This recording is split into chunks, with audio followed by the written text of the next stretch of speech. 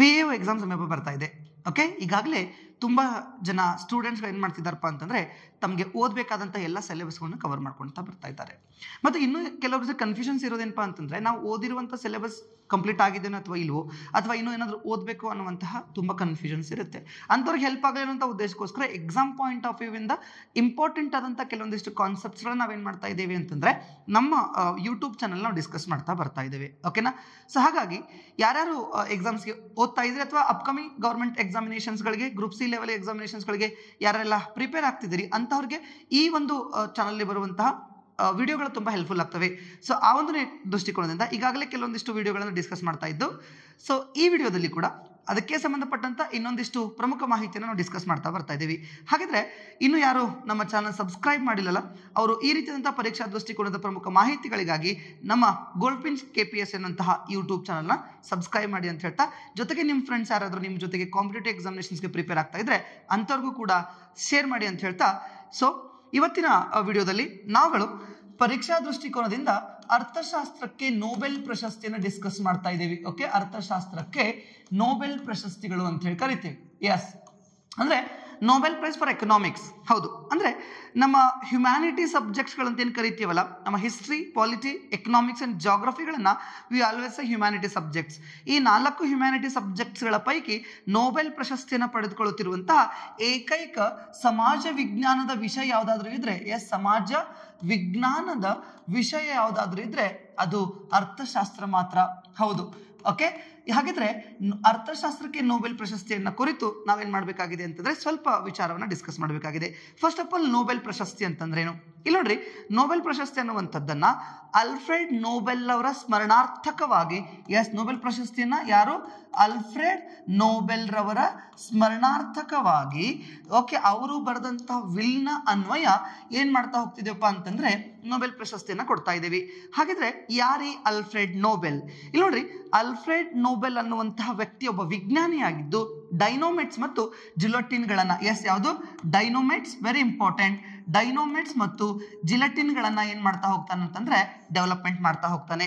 ಈತ ಅಭಿವೃದ್ಧಿ ಪಡಿಸಿದಂತಹ ಡೈನೋಮೆಟ್ಸ್ ಮತ್ತು ಜಿಲೆಟಿನ್ಗಳನ್ನ ಗಣಿಗಾರಿಕೆಗಳಲ್ಲಿ, ಕಾರ್ಖಾನೆಗಳಲ್ಲಿ, ಸರ್ಕಾರ ಬೇರೆ ಬೇರೆ ವ್ಯವಸ್ಥೆಗಳಲ್ಲಿ ರಕ್ಷಣೆ ದೃಷ್ಟಿಕೋನದಿಂದ ಬಳಸ್ಕೊಳ್ತಾ ಇತ್ತು. ಕಾಲ ಕಳೆದಂತೆ ಈತ ಡೆವಲಪ್ಮೆಂಟ್ ಮಾಡಿದಂತಹ ಜಿಲೆಟಿನ್ಸ್ಗಳನ್ನ ಮತ್ತು ಡೈನೋಮೆಟ್ಸ್ಗಳನ್ನ ಇಲ್ಲಿ ಮನುಷ್ಯರು ಏನ್ ಮಾಡಕ್ ಸ್ಟಾರ್ಟ್ ಮಾಡ್ತಾ ಹೋಗ್ತಾರಪ್ಪ ಅಂತಂದ್ರೆ ಅವರ ವೈಯಕ್ತಿಕಕ್ಕೋಸ್ಕರ ಯುದ್ಧಗಳಲ್ಲಿ ಬಳಸ್ಕೊಳ್ತಾ ಹೋಗ್ತಾರೆ. ಇದರಿಂದ ಅಪಾರ ಸಾವು ನೋವುಗಳಾಗ್ತವೆ ಕೂಡ. ಓಕೆ, ಹಾಗಿದ್ದಾಗ ಅದರಿಂದ ಮನನೊಂದಂತಹ ಅಲ್ಫ್ರೆಡ್ ನೋಬೆಲ್ ಏನ್ ಮಾಡ್ತಾ ಹೋಗ್ತಾರಪ್ಪ ಅಂತಂದ್ರೆ ಒಂದು ವಿಲ್ಲನ್ನ ಬರೀತಾರೆ. ತಮಗೆ ಬಂದಂತಹ ದುಡ್ಡಿನಲ್ಲಿ, ಓಕೆ, ಈ ಕೆಲವು ವಿಷಯಗಳಲ್ಲಿ ಏನ್ ಮಾಡಬೇಕು ಅಂತಂದ್ರೆ ಅವರ ಸ್ಮರಣಾರ್ಥಕವಾಗಿ ನೋಬೆಲ್ ಪ್ರಶಸ್ತಿಯನ್ನ ಕೊಡಬೇಕು. ಅಂದ್ರೆ ಮನುಷ್ಯ ಕುಲದ ಏಳಿಗೆಗಾಗಿ, ಮಾನವ ಸಂತತಿಯ ಅಭಿವೃದ್ಧಿಗಾಗಿ ಶ್ರಮಿಸುತ್ತಿರುವಂತಹರನ್ನ ಗುರುತಿಸಿ ಈ ಪ್ರಶಸ್ತಿಯನ್ನ ಕೊಡಬೇಕು ಅನ್ನುವಂಥದ್ದನ್ನ ವಿಲ್ಲಲ್ಲಿ ಬರೀತಾರೆ. ಅವರ ಒಂದು ವಿಲ್ನ ಅನ್ವಯ 1900, ಓಕೆ, ಅವರ ಒಂದು ವಿಲ್ನ ಅನ್ವಯ ಇಲ್ಲಿ ನೋಬೆಲ್ ಪ್ರಶಸ್ತಿಯನ್ನು ಕೊಡ್ಲಿಕ್ಕೆ ಪ್ರಾರಂಭ ಮಾಡ್ತಾರೆ. ಯಾವ್ಯಾವ ವಿಷಯಗಳಿಗೆ ನೋಬೆಲ್ ಪ್ರಶಸ್ತಿಯನ್ನ ಕೊಡ್ಲಿಕ್ಕೆ ಪ್ರಾರಂಭ ಮಾಡ್ತಾರ ಅಂತಂದ್ರೆ, ಎಸ್, ಒಂದು ಭೌತಶಾಸ್ತ್ರ, ರಸಾಯನಶಾಸ್ತ್ರ, ಓಕೆ, ರಸಾಯನಶಾಸ್ತ್ರ, ಅದರ ಜೊತೆಗೆ ವೈದ್ಯಕೀಯ ವಿಜ್ಞಾನ, ಓಕೆ, ವೈದ್ಯಕೀಯ ವಿಜ್ಞಾನ, ಓಕೆ, ಶಾಂತಿ ಮತ್ತು ಸಾಹಿತ್ಯ. ಹೀಗೆ 5 ವಿಷಯಗಳಿಗೆ 1901ರಿಂದ ಪ್ರತಿ ವರ್ಷ ಡಿಸೆಂಬರ್ 10ಕ್ಕೆ ಏನ್ ಮಾಡ್ತಾ ಹೋಗ್ತಾರಪ್ಪ ಅಂತಂದ್ರೆ ನೋಬೆಲ್ ಪ್ರಶಸ್ತಿಯನ್ನು ಕೊಡ್ತಾ ಹೋಗ್ತಾರೆ. ಇದು ಜಗತ್ತಿನಲ್ಲಿ ಕೊಡುವಂತಹ ಅತ್ಯುನ್ನತ ಪ್ರಶಸ್ತಿಯಾಗಿದೆ ಅಂತ ಕರಿತೀವಿ. ಯಾಕೆ ಡಿಸೆಂಬರ್ 10? ಯಾಕೆಂತಂದ್ರೆ ನೋಬೆಲ್ ರವರು 1896 ಡಿಸೆಂಬರ್ 10ರಂದು ಮರಣ ಹೊಂದ್ತಾರೆ. ಯಾವಾಗ? ಸೊ ನೋಬೆಲ್ ರವರ ಮರಣ ಯಾಗುತ್ತೆ ಅಂತಂದ್ರೆ 1896 ಡಿಸೆಂಬರ್ 10ರಂದು ಏನಾಗುತ್ತೆ ಅಂತಂದ್ರೆ ಮರಣ ಹೊಂದ್ತಾರೆ. ಅವರ ಮರಣದ ದಿನದ ಸ್ಮರಣಾರ್ಥಕವಾಗಿ ಇಲ್ಲಿ ಏನ್ ಮಾಡ್ತಾ ಬರ್ತಾ ಇದ್ದಾರಪ್ಪ ಅಂತಂದ್ರೆ ನೋಬೆಲ್ ಪ್ರಶಸ್ತಿಯನ್ನ ಕೊಡ್ತಾ ಬರ್ತಾ ಇದ್ದಾರೆ. ಪ್ರಾರಂಭದಲ್ಲಿ ಭೌತಶಾಸ್ತ್ರ, ರಸಾಯನಶಾಸ್ತ್ರ, ವೈದ್ಯಕೀಯ ವಿಜ್ಞಾನ, ಶಾಂತಿ ಮತ್ತು ಸಾಹಿತ್ಯ ಕ್ಷೇತ್ರಕ್ಕೆ ಕೊಡಮಾಡಲಾಗ್ತಾ ಇತ್ತು. ಆದರೆ ಅರ್ಥಶಾಸ್ತ್ರಕ್ಕೆ ಪ್ರಾರಂಭದಿಂದಲೂ ಸಹ ನೋಬೆಲ್ ಪ್ರಶಸ್ತಿಯನ್ನ ಕೊಟ್ಟಿರಲಿಲ್ಲ. ಓಕೆ, ಪ್ರಾರಂಭವಾಗಿದ್ದು 1901ರಲ್ಲಿ. ಆದರೆ ಅರ್ಥಶಾಸ್ತ್ರಕ್ಕೆ ಅವಾಗಿನಿಂದನೇ ನೋಬೆಲ್ ಪ್ರಶಸ್ತಿನ ಕೊಡ್ಲಿಕ್ಕೆ ಸ್ಟಾರ್ಟ್ ಮಾಡಿರಲಿಲ್ಲ.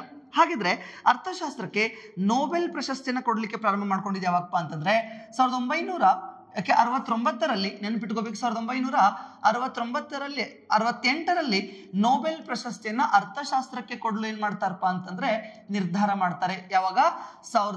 1968ರಲ್ಲಿ ಅರ್ಥಶಾಸ್ತ್ರಕ್ಕೆ ನೊಬೆಲ್ ಪ್ರಶಸ್ತಿಯನ್ನ ಕೊಡ್ಲಿಕ್ಕೆ ನಿರ್ಧಾರ ಮಾಡ್ತಾರೆ. ಮೊದಲ ಬಾರಿಗೆ ಕೊಟ್ಟಿದ್ದು ಯಾವಾಗಪ್ಪ ಅಂದ್ರೆ 1969ರಲ್ಲಿ ಮೊದಲ ಬಾರಿಗೆ ಅರ್ಥಶಾಸ್ತ್ರಕ್ಕೆ ನೊಬೆಲ್ ಪ್ರಶಸ್ತಿಯನ್ನ ಕೊಡ್ತಾರೆ. ಓಕೆ, ನೆನಪಿಟ್ಕೊಳ್ಳಿ. ಸೊ ಅರ್ಥಶಾಸ್ತ್ರಕ್ಕೆ ನೊಬೆಲ್ ಪ್ರಶಸ್ತಿಯನ್ನ ಕೊಡ್ಲಿಕ್ಕೆ ಪ್ರಾರಂಭಿಸಿದ್ದು ಯಾವಾಗ ಅಂತಂದ್ರೆ ಪ್ರಾರಂಭ ಯಾವಾಗ ಮಾಡ್ತಾ ಹೋಗ್ತಾರಪ್ಪ ಅಂತಂದ್ರೆ 1968ರಲ್ಲಿ ಕೊಡ್ಲಿಕ್ಕೆ ನಿರ್ಧಾರ ಮಾಡ್ತಾರೆ. ಏನ್ ಮಾಡ್ತಾರೆ? ನಿರ್ಧಾರ ಮಾಡ್ತಾರೆ. ಮೊದಲ ಬಾರಿಗೆ ಕೊಟ್ಟಿದ್ದು 1969ರಲ್ಲಿ ಮೊದಲ ಬಾರಿಗೆ ಕೊಡ್ತಾ ಹೋಗ್ತಾರೆ. ಹಾಗಾದ್ರೆ ಯಾರಿಗೆ ಈ ಅರ್ಥಶಾಸ್ತ್ರದ ನೊಬೆಲ್ ಪ್ರಶಸ್ತಿಯನ್ನು ಕೊಡಲಾಗ್ತದೆ ಅಂತ ನೋಡೋದಾದ್ರೆ ಜಗತ್ತಿನಾದ್ಯಂತ ಜಾಗತಿಕವಾಗಿ ಅರ್ಥಶಾಸ್ತ್ರ ಕ್ಷೇತ್ರದ ಅಭಿವೃದ್ಧಿಗಾಗಿ ಶ್ರಮಿಸಿದಂತಹ ವ್ಯಕ್ತಿಗಳನ್ನ ಗುರುತಿಸಿ ಈ ಒಂದು ಪ್ರಶಸ್ತಿಯನ್ನು ಕೊಡ್ಲಿಕ್ಕೆ ಪ್ರಾರಂಭ ಮಾಡ್ತಾರೆ. ಹಾಗಿದ್ರೆ ಮೊದಲ ಬಾರಿಗೆ ನೆನಪಿಟ್ಕೋಬೇಕು, ಮೊದಲ ಬಾರಿಗೆ 1969ರಲ್ಲಿ ಪ್ರೊಫೆಸರ್ ರ್ಯಾಗ್ನರ್ ಫ್ರಿಶ್ ಮತ್ತು ಜಾನ್ ಟಿನ್ ಬರ್ಜಿನ್ ಅವರಿಗೆ ನೀಡುತ್ತಾರೆ. ಯಾರಿಗೆ? ಪ್ರೊಫೆಸರ್ ರ್ಯಾಗ್ನರ್ ಫ್ರಿಶ್ ಮತ್ತು ಜಾನ್ ಟಿನ್ ಬರ್ಜಿನ್ ಅವ್ರಿಗೆ ಏನ್ ಮಾಡ್ತಾ ಹೋಗ್ತಾರಪ್ಪ ಅಂತಂದ್ರೆ 1969ರಲ್ಲಿ ಮೊದಲ ಬಾರಿಗೆ ಅರ್ಥಶಾಸ್ತ್ರ ನೊಬೆಲ್ ಪ್ರಶಸ್ತಿನ ಕೊಡ್ತಾರೆ. ಸರ್ ನೆನಪಿಟ್ಕೊಳ್ಳಿ, 1901ರಲ್ಲಿ ಪ್ರಾರಂಭವಾದಂತಹ ಈ ನೊಬೆಲ್ ಪ್ರಶಸ್ತಿಯನ್ನ 1968ರಿಂದ ಅರ್ಥಶಾಸ್ತ್ರಕ್ಕೆ ಕೊಡ್ಲಿಕ್ಕೆ ಸ್ಟಾರ್ಟ್ ಮಾಡ್ತಾರೆ.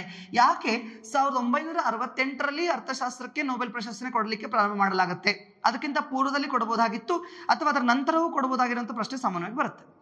ಹಾಗಿದ್ರೆ 1968ರಲ್ಲಿ ಯಾಕೆ ಕೊಡ್ಲಿಕ್ಕೆ ಸ್ಟಾರ್ಟ್ ಮಾಡ್ತಾರೆ ಅಂತಂದ್ರೆ 1968ಕ್ಕೆ ನೆನಪಿಟ್ಕೊಳ್ಳಿ ಸ್ವೀಡಿಶ್ ಸೆಂಟ್ರಲ್ ಬ್ಯಾಂಕ್ ಸ್ಥಾಪನೆಯಾಗಿ 300 ವರ್ಷವನ್ನ ಪೂರೈಸುತ್ತದೆ. ಅಂದ್ರೆ ಅದರ 300ನೇ ವರ್ಷದ ಸಂಭ್ರಮಾಚರಣೆಯನ್ನ ಮಾಡ್ತಾರೆ. ಥರ್ಡ್ ಸೆಂಟನರಿ ಸೆಲೆಬ್ರೇಷನ್ ಅಂತ ಹೇಳಿ ಕರಿತೀವಿ. ಇದ್ರದ್ದು ಅಂದ್ರೆ ಸ್ವೀಡಿಶ್ ಸೆಂಟ್ರಲ್ ಬ್ಯಾಂಕಿನ ಥರ್ಡ್ ಸೆಂಟನರಿ ಸೆಲೆಬ್ರೇಷನ್ಗಾಗಿ ನಾವೇನ್ ಮಾಡ್ತಾ ಹೋಗ್ತೀವಪ್ಪ ಅಂತಂದ್ರೆ ಅದರ ಸ್ಮರಣಾರ್ಥಕವಾಗಿ 1968ರಲ್ಲಿ ಅರ್ಥಶಾಸ್ತ್ರಕ್ಕೆ ನೊಬೆಲ್ ಪ್ರಶಸ್ತಿಯನ್ನು ಕೊಡ್ತಾರೆ. ಅಂದ್ರೆ ನೆನಪಿಟ್ಕೋಬೇಕು, ಸ್ವೀಡಿಶ್ ಸೆಂಟ್ರಲ್ ಬ್ಯಾಂಕ್ 1668ರಲ್ಲಿ ಸ್ಥಾಪನೆಯಾಗಿತ್ತು. ಅಲ್ಲಿಂದ 1968ಕ್ಕೆ 300 ವರ್ಷ ಪೂರೈಸ್ತದ. ಹಾಗಾಗಿ ಅದರ ಸವಿ ನೆನಪಿಗಾಗಿ ನಾವೇನ್ ಮಾಡ್ತಾ ಹೋಗ್ತೀವಿ ಅಂತಂದ್ರೆ ಈ ಒಂದು ಅರ್ಥಶಾಸ್ತ್ರಕ್ಕೆ ನೊಬೆಲ್ ಪ್ರಶಸ್ತಿಯನ್ನು ಕೊಡಕ್ಕೆ ಸ್ಟಾರ್ಟ್ ಮಾಡ್ತೇವೆ. ಹಾಗಿದ್ರೆ 1969ರಲ್ಲಿ ಪ್ರೊಫೆಸರ್ ರ್ಯಾಗ್ನರ್ ಫ್ರಿಶ್ ಮತ್ತು ಜಾನ್ ಟಿನ್ ಬರ್ಜಿನ್ ಅವರಿಗೆ ನಾವೇನ್ ಮಾಡ್ತಾ ಹೋಗ್ತೇವೆ ಅಂತಂದ್ರೆ ಅರ್ಥಶಾಸ್ತ್ರಕ್ಕೆ ನೊಬೆಲ್ ಪ್ರಶಸ್ತಿಯನ್ನು ಕೊಡಕ್ಕೆ ಸ್ಟಾರ್ಟ್ ಮಾಡ್ತೇವೆ. ಹಾಗಿದ್ರೆ ಅರ್ಥಶಾಸ್ತ್ರದಲ್ಲಿ ನೊಬೆಲ್ ಪ್ರಶಸ್ತಿಯನ್ನು ಯಾರಾದ್ರೂ ಭಾರತೀಯರು ಪಡ್ಕೊಂಡಿದ್ದಾರ ಅಂತ ನೋಡಿದಾಗ ಹೌದು, 1998ರಲ್ಲಿ ಯಾರಪ್ಪ ಅಂತಂದ್ರೆ ನೆನಪಿಟ್ಕೋಬೇಕು Amartya Sen. Yes, very important. Amartya Sen ರವರಿಗೆ 1998ರಲ್ಲಿ ನೊಬೆಲ್ ಪ್ರಶಸ್ತಿ ನೀಡಲಾಗಿದೆ. ಹೌದು, 1998ರಲ್ಲಿ ಅಮರ್ತ್ಯ ಸೇನ್ ಅವರಿಗೆ ನೊಬೆಲ್ ಪ್ರಶಸ್ತಿ ನೀಡಲಾಗುತ್ತೆ. ಇವರು ಅರ್ಥಶಾಸ್ತ್ರದಲ್ಲಿ ನೊಬೆಲ್ ಪ್ರಶಸ್ತಿಯನ್ನು ಪಡೆದ ಮೊದಲ ಭಾರತೀಯ. ನೆನಪಿಟ್ಕೋಬೇಕು, ಅರ್ಥಶಾಸ್ತ್ರದಲ್ಲಿ ನೊಬೆಲ್ ಪ್ರಶಸ್ತಿಯನ್ನು ಪಡೆದಂತಹ ಮೊದಲ ಭಾರತೀಯ. ಇವ್ರಿಗೆ 1998ರಲ್ಲಿ ಪಾಕಿಸ್ತಾನದ ನೆನಪಿಟ್ಕೋಬೇಕು ಪಾಕಿಸ್ತಾನದ ಮೆಹಬೂಬ್ ಉಲ್ ಹಕ್. ಯಾರು? ಮೆಹಬೂಬ್ ಉಲ್ ಹಕ್. ಇಲ್ಲಿ ನೆನ್ಪಿಟ್ಕೊಳ್ಳಿ, ಪಾಕಿಸ್ತಾನದ ಮೆಹಬೂಬ್ ಉಲ್ ಹಕ್ ಮತ್ತು ಅಮರ್ತ್ಯ ಸೇನ್, ಭಾರತದ ಅಮರ್ತ್ಯ ಸೇನ್ ಅವರಿಗೆ ಜಂಟಿಯಾಗಿ ಏನ್ ಮಾಡಲಾಗುತ್ತೆ ಅಂತಂದ್ರೆ ಈ ಒಂದು ಪ್ರಶಸ್ತಿಯನ್ನು ಕೊಡಲಾಗುತ್ತೆ. ಯಾಕೆ? ಯಾವ ಸಂಶೋಧನೆಗಾಗಿ ಮೆಹಬೂಬ್ ಉಲ್ ಹಕ್ ಮತ್ತು ಅಮರ್ತ್ಯ ಸೇನ್ ಅವರಿಗೆ ಅರ್ಥಶಾಸ್ತ್ರದ ನೊಬೆಲ್ ಪ್ರಶಸ್ತಿ ನೀಡಲಾಗುತ್ತೆ ಅಂತಂದ್ರೆ ವೆಲ್ಫೇರ್ ಎಕನಾಮಿಕ್ಸ್. ಯಾವುದು? ಎಸ್, ವೆಲ್ಫೇರ್ ಎಕನಾಮಿಕ್ಸ್ ಅನ್ನುವಂತ ಸಂಶೋಧನೆಗೆ ಇವರಿಗೆ ಅರ್ಥಶಾಸ್ತ್ರದಲ್ಲಿ ನೊಬೆಲ್ ಪ್ರಶಸ್ತಿಯನ್ನು ಕೊಡ್ತಾರೆ. Okay, very important.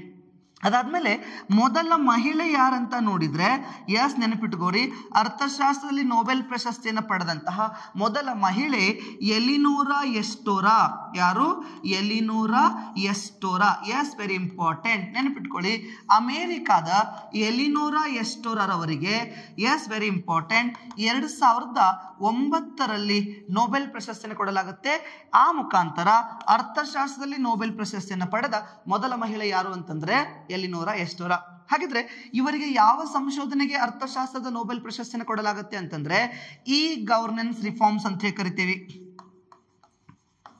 ಓಕೆ, ಈ ಗವರ್ನೆನ್ಸ್ ರಿಫಾರ್ಮ್ಸ್.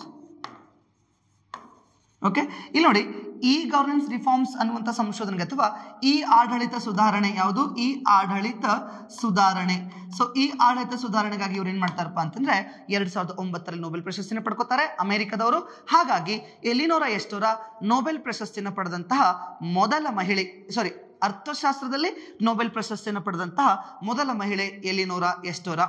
ಹಾಗಿದ್ರೆ ನೆನಪಿಟ್ಕೊಳ್ಳಿ 2023, ಯಾಕಂದ್ರೆ 2024 ಅನೌನ್ಸ್ ಆಗಿಲ್ಲ, ಹಾಗಾಗಿ 2023 ನೆನಪಿಟ್ಕೋಬೇಕು. 2023ರಲ್ಲಿ ಯಾರಿಗೆ ಪ್ರಶಸ್ತಿಯನ್ನು ಕೊಡಲಾಯಿತು ಅಂತಂದ್ರೆ S, very important, S Claudia, ಯಾರು ಕ್ಲಾಡಿಯಾ ಗೋಲ್ಡಿನ್, ಯಾರು ಕ್ಲಾಡಿಯಾ ಗೋಲ್ಡಿನ್. ಇಲ್ಲಿ ನೋಡ್ರಿ 2023ರಲ್ಲಿ ಕ್ಲಾಡಿಯಾ ಗೋಲ್ಡಿನ್ ಅವ್ರಿಗೆ ಏನ್ ಮಾಡ್ತಾರಪ್ಪ ಅಂತಂದ್ರೆ ಅರ್ಥಶಾಸ್ತ್ರದ ನೊಬೆಲ್ ಪ್ರಶಸ್ತಿಯನ್ನು ಕೊಡ್ತಾರೆ. ಹಾಗಿದ್ರೆ ಯಾವ ಉದ್ದೇಶಕ್ಕೋಸ್ಕರ ಕ್ಲಾಡಿಯಾ ಗೋಲ್ಡಿನ್ ಅವರಿಗೆ ಅರ್ಥಶಾಸ್ತ್ರದ ನೊಬೆಲ್ ಪ್ರಶಸ್ತಿಯನ್ನು ಕೊಡ್ತಾರೆ 23ರಲ್ಲಿ ಅಂತಂದ್ರೆ ಎಸ್ ನೆನಪಿಟ್ಕೋಬೇಕು, ಮಹಿಳೆಯರ ಶ್ರಮಶಕ್ತಿ, ಮಹಿಳೆಯರ ಶ್ರಮಶಕ್ತಿ ಮತ್ತು ಮಾರುಕಟ್ಟೆಯಲ್ಲಿ ಮಹಿಳೆಯರ ಮಹಿಳೆಯರ ಶ್ರಮಶಕ್ತಿ ಮತ್ತು ಮಾರುಕಟ್ಟೆಯಲ್ಲಿ ಮಹಿಳೆಯರ ಭಾಗವಹಿಸುವಿಕೆ, ಎಲ್ಲಿ ಮಾರುಕಟ್ಟೆಯಲ್ಲಿ ಮಹಿಳೆಯರ ಭಾಗವಹಿಸುವಿಕೆ ಅನ್ನುವಂತಹ ಸಂಶೋಧನೆಗೆ ಏನ್ ಮಾಡ್ತಾ ಹೋಗ್ತಾರಪ್ಪ ಅಂದ್ರೆ ಅರ್ಥಶಾಸ್ತ್ರ ನೊಬೆಲ್ ಪ್ರಶಸ್ತಿ 2023ರಲ್ಲಿ ಕೊಡ್ತಾರೆ. ಈ ಮೂಲಕ 2023ರವರೆಗೆ ಅರ್ಥಶಾಸ್ತ್ರದಲ್ಲಿ ನೊಬೆಲ್ ಪ್ರಶಸ್ತಿಯನ್ನು ಪಡೆದ 3 ಜನ ಮಹಿಳೆಯರು. ಓಕೆ, ಇವರು 3ನೇ ಮಹಿಳೆ. ಹಾಗಿದ್ರೆ ಯಾರ್ಯಾರಪ್ಪ ಅಂತಂದ್ರೆ ಈಗಾಗಲೇ ಗೊತ್ತಾಯ್ತು ನಮ್ಗೆ 2009ರಲ್ಲಿ ಎಲಿನೋರಾ ಎಸ್ಟೋರಾ, 2019ರಲ್ಲಿ ಎಲಿನೋರಾ ಎಸ್ಟೋರಾ, 2019ರಲ್ಲಿ 3 ಜನ ಕೊಡ್ತಾರೆ, ಅಭಿಜಿತ್ ಬ್ಯಾನರ್ಜಿ, ಎಸ್ತರ್ ಡೋಪ್ಲೆ ಮತ್ತು ಮೈಕೆಲ್ ಕ್ರೆಮರ್. ಸೊ ಎಸ್ತರ್ ಡೋಪ್ಲೆ, ಯಾರು ಎಸ್ತರ್ ಡೋಪ್ಲೆ ಮತ್ತು 2023ರಲ್ಲಿ ಕ್ಲಾಡಿಯಾ ಗೋಲ್ಡಿನ್, ಯಾರು ಕ್ಲಾಡಿಯಾ ಗೋಲ್ಡಿನ್. ಓಕೆ, ಹೀಗೆ ಒಟ್ಟಾರೆ 3 ಜನಕ್ಕೆ ಏನ್ ಮಾಡ್ತಿದಾರಪ್ಪ ಅಂತಂದ್ರೆ ಅರ್ಥಶಾಸ್ತ್ರದಲ್ಲಿ ನೊಬೆಲ್ ಪ್ರಶಸ್ತಿಯನ್ನ ಕೊಡ್ತಿದ್ದಾರೆ. ನೆನಪಿಟ್ಕೊಳ್ಳಿ 1998ರಲ್ಲಿ ಯಾವಾಗ 1998ರಲ್ಲಿ ಯಾರಿಗೆ ಅಮರ್ತ್ಯ ಸೇನ್ ಅವರಿಗೆ ನೊಬೆಲ್ ಪ್ರಶಸ್ತಿನ ಬಂದಿತ್ತು. ಇವರು ಭಾರತದ ಮೊದಲ ವ್ಯಕ್ತಿ ಅರ್ಥಶಾಸ್ತ್ರ ನೊಬೆಲ್ ಪ್ರಶಸ್ತಿನ ಪಡ್ಕೊಂಡಂತವ್ರು. 2019ರಲ್ಲಿ ಅಭಿಜಿತ್ ಬ್ಯಾನರ್ಜಿ ಅಂತ ಕರಿತೀವಿ, ಯಾರು ಅಭಿಜಿತ್ ಬ್ಯಾನರ್ಜಿ. ಓಕೆ, ಇವರು ಮೂಲತಃ ಭಾರತೀಯ, ಆದ್ರೆ ಇವಾಗ ಭಾರತ ನಾಗರಿಕರಲ್ಲ, ಇವರು ಮೂಲತಃ ಭಾರತೀಯ, ಇವ್ರ ತಂದೆ ಮತ್ತು ತಾಯಿ ಭಾರತೀಯರೇ. ಇವ್ರಿಗೂ ಕೂಡ 2019ರಲ್ಲಿ ನೊಬೆಲ್ ಪ್ರಶಸ್ತಿನ ಬರುತ್ತೆ. ಆ ಮುಖಾಂತರ ಅರ್ಥಶಾಸ್ತ್ರ ನೊಬೆಲ್ ಪ್ರಶಸ್ತಿಯನ್ನು ಪಡೆದಂತಹ 2ನೇ ಭಾರತೀಯ ಅಂತಂದ್ರೂ ತಪ್ಪಿಲ್ಲ, ಅಥವಾ ಭಾರತೀಯ ಮೂಲದ ವ್ಯಕ್ತಿ ಅಂತಂದ್ರೂ ಕೂಡ ತಪ್ಪಿಲ್ಲ. ಹೀಗೆ ಅರ್ಥಶಾಸ್ತ್ರಕ್ಕೆ ನೊಬೆಲ್ ಪ್ರಶಸ್ತಿಯನ್ನು ಕೊಡಲಾಗ್ತಾ ಇದೆ. ನಿಮ್ಮ ಎಕ್ಸಾಮ್ ಬರೋಷ್ಟರಲ್ಲಿ, ಅಂದ್ರೆ VAO ಎಕ್ಸಾಮ್ ಅಲ್ಲ, ಅದನ್ನ ಬಿಟ್ಟು ಬೇರೆ ಯಾವುದಾದ್ರೂ ಎಕ್ಸಾಮ್ ಬರೋಷ್ಟರಲ್ಲಿ 2024ರ ನೊಬೆಲ್ ಪ್ರಶಸ್ತಿಗಳು ಕೂಡ ಅನೌನ್ಸ್ ಆಗಿದ್ರೆ ಅದಕ್ಕೆ ಸಂಬಂಧಪಟ್ಟಂತ ಕರೆಂಟ್ ಅಫೇರ್ಸ್ಗಳನ್ನ ನೆನಪಿಟ್ಕೊಳ್ಳಿ. ಇದಿಷ್ಟು ಅರ್ಥಶಾಸ್ತ್ರಕ್ಕೆ ನೊಬೆಲ್ ಪ್ರಶಸ್ತಿಗೆ ಸಂಬಂಧಪಟ್ಟಂತ ಒಂದಿಷ್ಟು ಮಾಹಿತಿಯಾಗಿತ್ತು. ಇಂಥ ಹೆಚ್ಚಿನ ಮಾಹಿತಿಗಾಗಿ ಗೋಲ್ಡ್ಫಿನ್ಚ್ KPS ಅನ್ನುವಂತಹ ಯೂಟ್ಯೂಬ್ ಚಾನಲ್ ಸಬ್ಸ್ಕ್ರೈಬ್ ಮಾಡಿ ಮತ್ತು ನಿಮಗೆ ಅನಿಸಿರುವಂತಹ ಅನಿಸಿಕೆಯನ್ನು ಕಮೆಂಟ್ ಮುಖಾಂತರ ತಿಳಿಸಿದ್ರೆ ನಾವು ಖಂಡಿತ ಅದರ ಮೇಲೆ ಮುಂದಿನ ವಿಡಿಯೋಗಳಲ್ಲಿ ವರ್ಕ್ ಮಾಡ್ತೇವೆ. So thanks for watching.